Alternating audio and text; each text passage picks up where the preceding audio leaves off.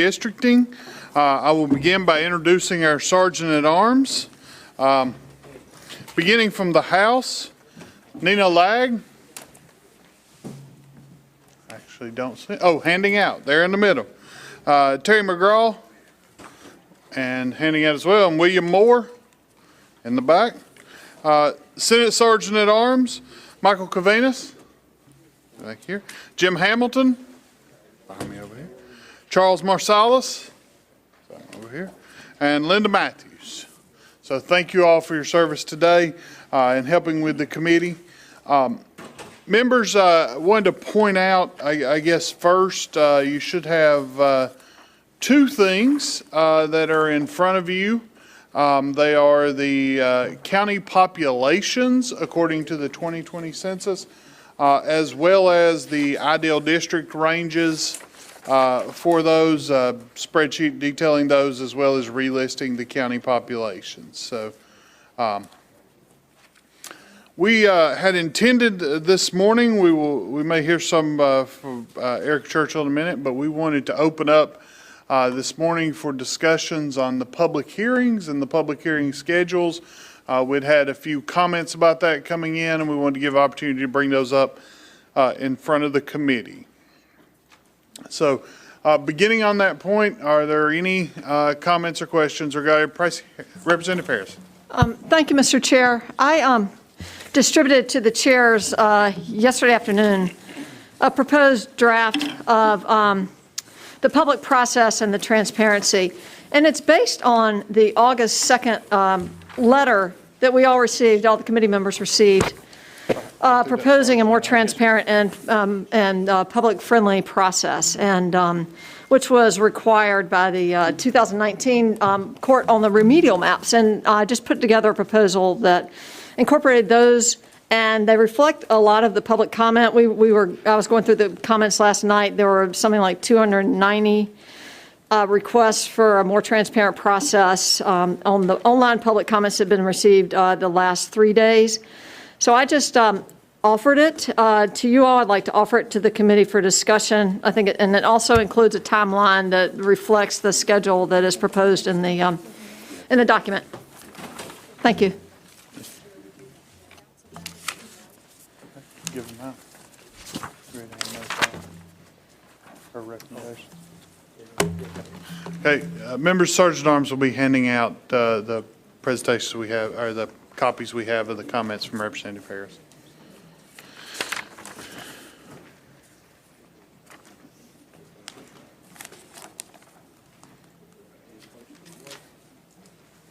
Representative Harrison, while the Sergeant at Arms is giving those out, would you like to summarize for us? Sure. Basically, so it's, I don't want to go, I guess I'll just start in the setup in a way that could apply to future redistricting processes. So the first item just starts with starting the redistricting process immediately upon legacy data release. Obviously that has started, but this is meant to be more universally applied. And providing redistricting information on the NCGA website. That has been a complaint that we've heard from the public, and this more easily found and tracked information on one site on the General Assembly that would include all the information, comments filed, meeting notices, draft maps, and any related data and information. And added a comment about the fact that we heard a lot from folks who wanted to see the public comments that had been submitted online that have not been available to the public. And I've talked to staff about the feasibility of that, but a lot of folks feel that would be important.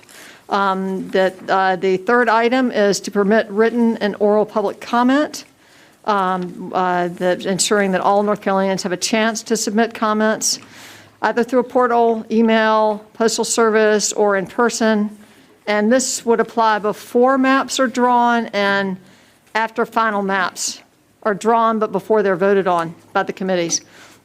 The next item, number 4, would ensure quality video and audio broadcast in public meetings. This was an issue we heard about in the last process, and as technology improves, this seems to be easy to comply with. And And also, I think in this one, there would be, the committee would stop drawing maps until any technical issues are resolved if there is a problem with video or audio feed. And then number 5 is holding public hearings throughout the state. The proposal in the letter from the advocates indicated that they thought 13 hearings reflecting the current 13 congressional districts. I realize there will be a 14th, but we don't know where that will be yet. And that would address regions around the state where individuals could give input, and also making sure that there is a remote option for those who cannot get to the site or who have COVID concerns, if we're still dealing with that, as we are still dealing with that. And making sure that the schedule of public hearings is 2 weeks' notice. I think that folks have been concerned about finding out about a public hearing the night before, and that would set up a process where folks had good notice. Number 6 is disclosing all third parties involved in redistricting, that the committee would disclose all consultants and counsels to members of the legislature and committees of either house, and who are paid by state funds and will be participating in the redistricting process. And that requirement would occur within 24 hours of adoption of the criteria or engagement. And the committee consideration of maps, which is item number 7. Now, the committee should only consider maps that comply with all the following. And item number 1 is that any criteria, systems, or data used in developing of the maps have been disclosed to the public in advance of its use. And number 2 is that the map was released online for public comment, and the public had adequate time to review the map and submit comments. Number 3 is that the map was drawn in public view, including live streaming of the drawing. And then number 4 would be written documentation justifying the districts chosen. 8 would require the disclosure of initial draft maps. After receiving and incorporating public comment, these should be released online for additional public comment within 30 days of the committee starting the map drawing process. And then the number 9 also relates to the timeline that submitting the final proposed maps to the General Assembly should be publicly released no later than 21 days, should release online no later than 21 days after the draft maps are released. And the maps should be, the final proposed bills should be sent to the appropriate chamber within 10 days of the release of the final maps. And that contemplates adequate time for public notice and input, but also recognizing the short time frame that we have to get through this process, but leave enough time at the back end where that folks, candidates that are considering running, know what the districts are going to look like, or any issues that need adjudicating could get resolved before, well in time, since filing, I believe, starts on December 6th. So that's the proposal that I'd like the committee, and I'd like to offer it for the committee's consideration. That's the substance, and then separately there is a actual timeline proposed. Thank you. Thank you, Representative. Any questions or comments from other members of the committee?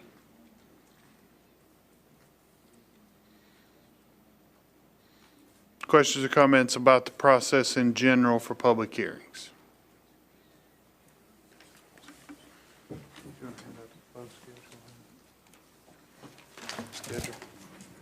So, Senator Marcus. Thank you, Mr. Chair. I was not here when we did statewide redistricting back in 2011, and I have heard various people mention how it was done then, specifically how many public hearings were held across the state, and I wondered if staff or maybe anyone who was here at that time could clarify how many public hearings were held last time around. I'm trying to assess whether 13, as proposed here, is similar to what we did before or significantly less. I've heard that there were as many as 60 hearings across the state. I don't know if that's true or not. I wondered if anyone could address that. Thank you. So I can confirm I was not involved in 60 hearings.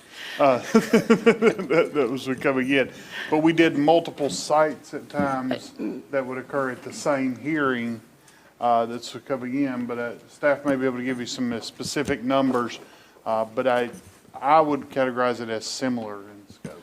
Mr. Chair, if I might, we're happy to count up, but I don't know that it's going to be an apples to apples comparison because, as Senator Heiss mentioned, in the 2011 round of redistricting, as we were technologically capable of doing something that today seems like old hat, at the time it was almost novel, and it was to have interconnected public hearings via technology.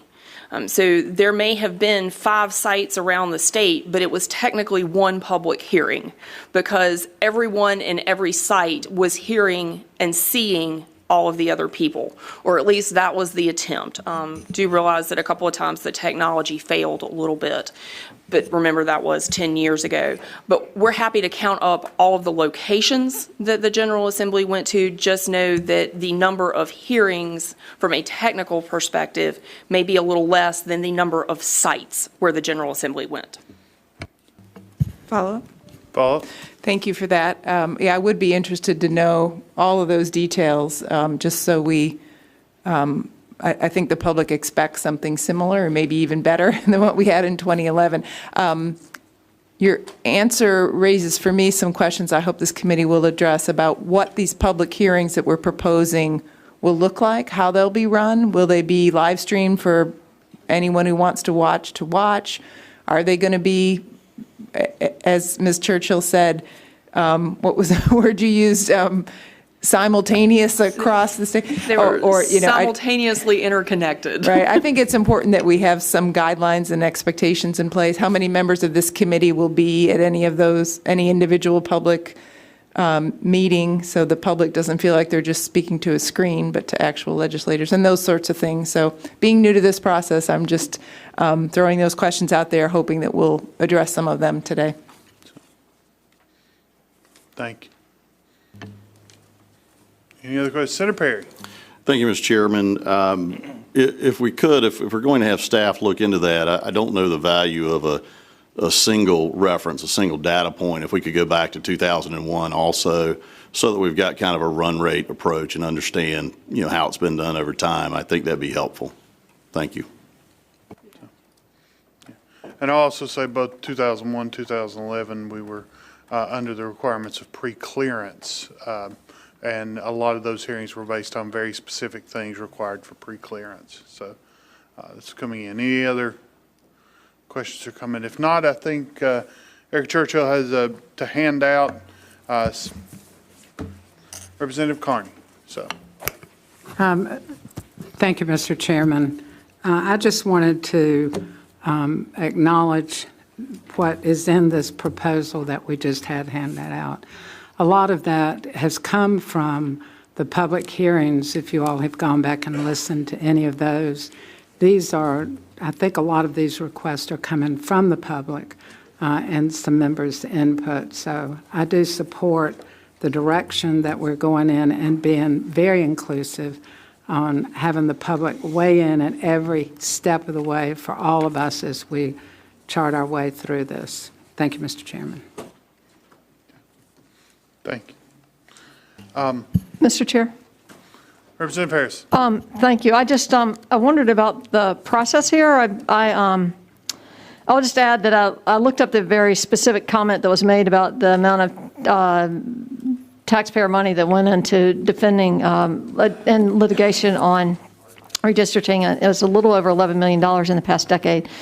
And I appreciate the committee's commitment to making this a more transparent process and public and including the public participation piece. So I'm mindful of that. I'm hoping we can do this right. But I may offer these up as a I don't know how to describe this. Offer this up as a proposed redistricting process for a formal vote.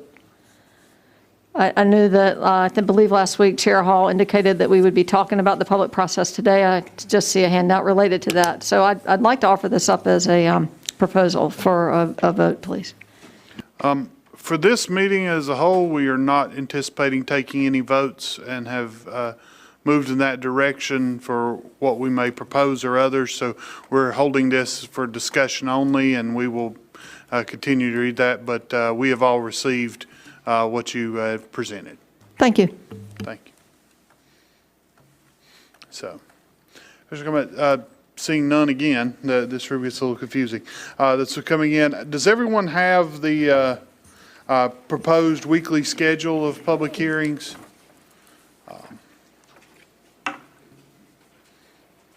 So that's coming in. If they do, I'm going to recognize staff for Erica Churchill to explain what's here in this proposal. Thank you, Mr. Chair. As Senator Heiss mentioned, this is the proposed list of counties in which public hearings would be conducted prior to the development of maps. In alphabetical order, they would be Caldwell, Durham, Forsyth, Jackson, Mecklenburg, Nash, New Hanover, Pasquotank, Pitt, Robeson. Trying to group like areas of the state with like areas of the state. The proposal of the weekly schedule would be the week after Labor Day, which technically starts on Labor Day, would be Caldwell County. The next week would be one group of folks going to the western part of the state, Jackson and Mecklenburg counties, and one group of folks going to the eastern part of the state, Nash, Pasquotank, and Pitt. The week of September 20th, Durham and Forsyth. The week of September 27th, New Hanover and Robeson. And we would strive to use university system facilities or community college facilities, depending on their availability.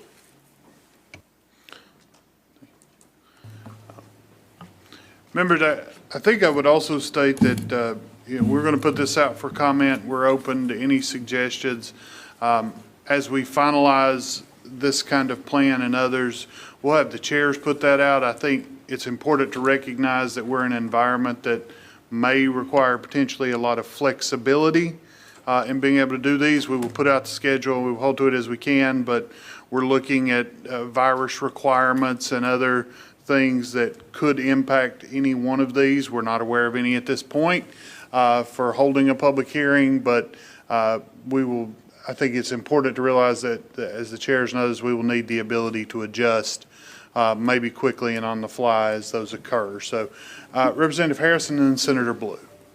Thank you, Mr. Chair. I just noticed that Guilford County is not on here, the third largest county in the state. And I see Forsyth is, but Forsyth's not Guilford. I just wondered if there would be any appetite for adding a Guilford hearing. Thanks.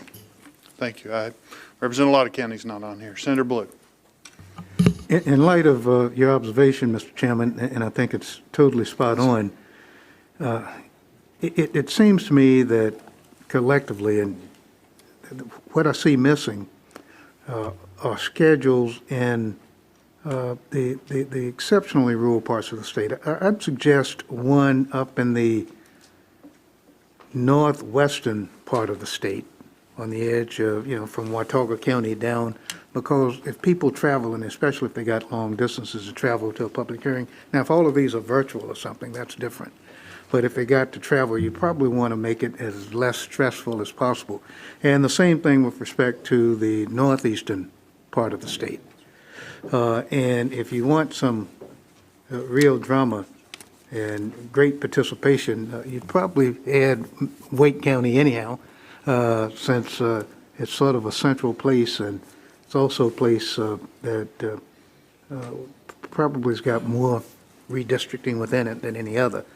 But just some ideas, and I'm especially sensitive to this in the extreme areas of the state because of transportation and because of the other issues related to the times in which we live. And when I say northeast, I'm talking about maybe Northampton, Hertford, some of those places.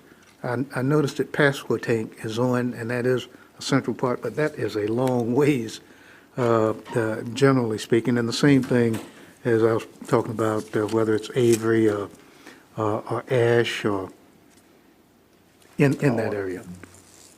So I appreciate your comments. I'd be more than happy to discuss those coming in. So Representative Hawkins? Yes, sir. Thank you, Mr. Chairman. And to overlay with Senator Blue's statements, I absolutely agree. And one of the places, when we first start, thank you for proposing this so that we have something to react to.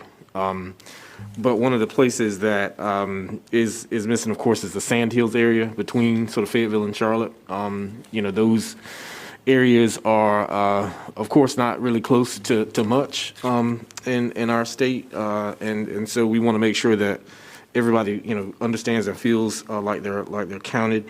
One of the other pieces to also mention is making sure that we at least have one in some of our most populous counties.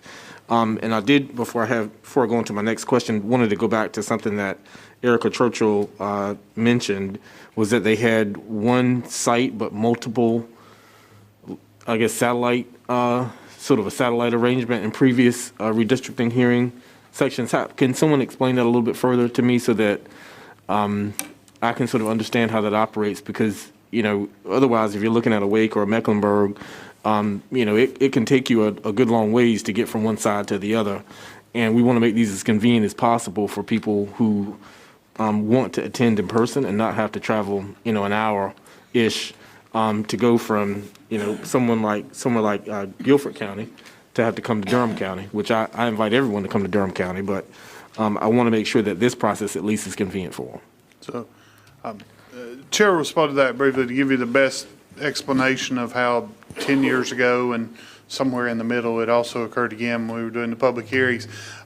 They were holding a central meeting generally here at the General Assembly. They would then connect to an area in the west or an area in the east and put them on various screens that were here, and then they would go through some rotation. They would say, okay, first we're going to hear from this site, then this site, maybe the site here, then this site, this site.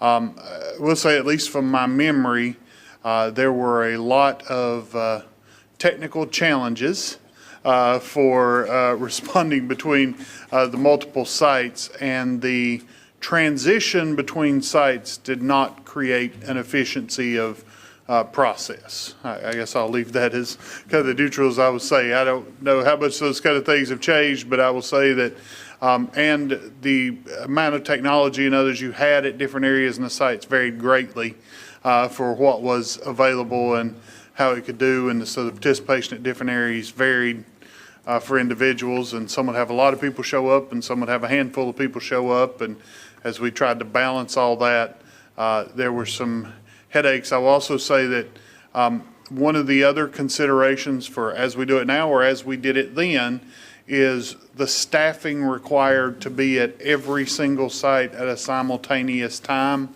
That was coming in, they had to do that. That includes sergeant-at-arms staffs, that may include Capitol Police staff, that includes central staff, that includes ISD staff, and how you make sure that people's viewing of that, if they were just one of the viewing areas, was a monumental task.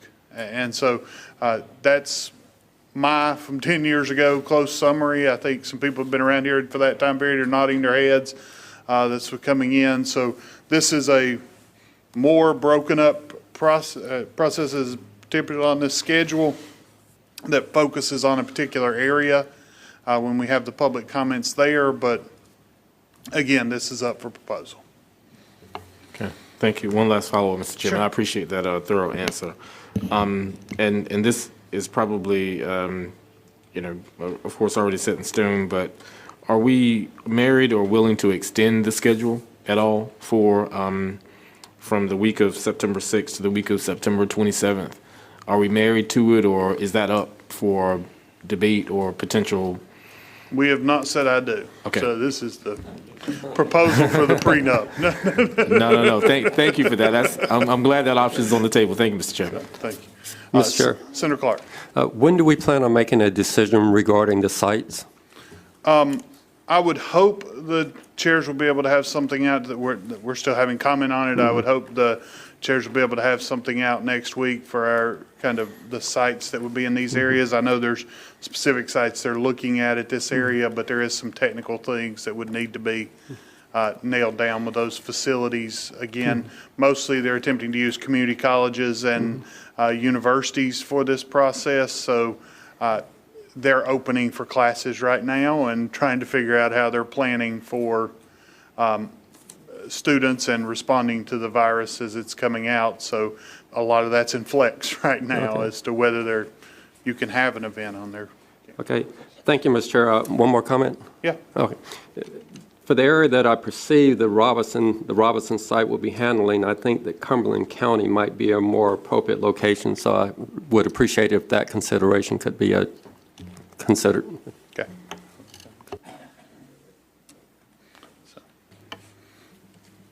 Any other questions or comments? Senator Marcus. Thank you, Mr. Chair.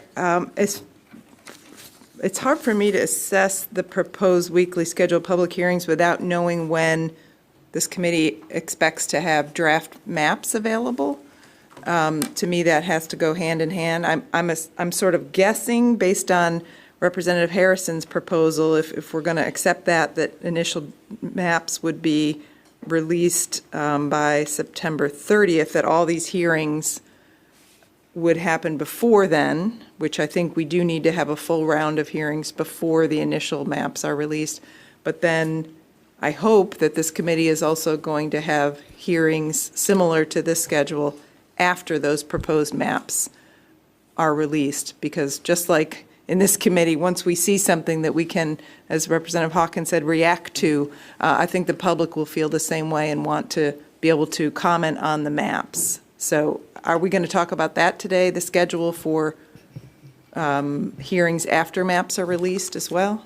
So we do not have proposals of this for consideration today on beginning the map drawing process and others. I will say that historically, we have completed this statewide open hearing in that process before we begin that. But I will say that as maps are proposed, as maps are put out, and I don't know if it'd be the joint committee or the separate Senate or House committees, almost every committee I've ever dealt with has public hearing regard to the legislation proposed in front of the committee, and I believe even some of the rules of the chambers may require that. So as we move through these process, I think there would be plenty of opportunity in addition to this to comment on anything that would continue to move out. This is not a cut off the public, and I think we would intend to keep the public comment portal open for the entire period.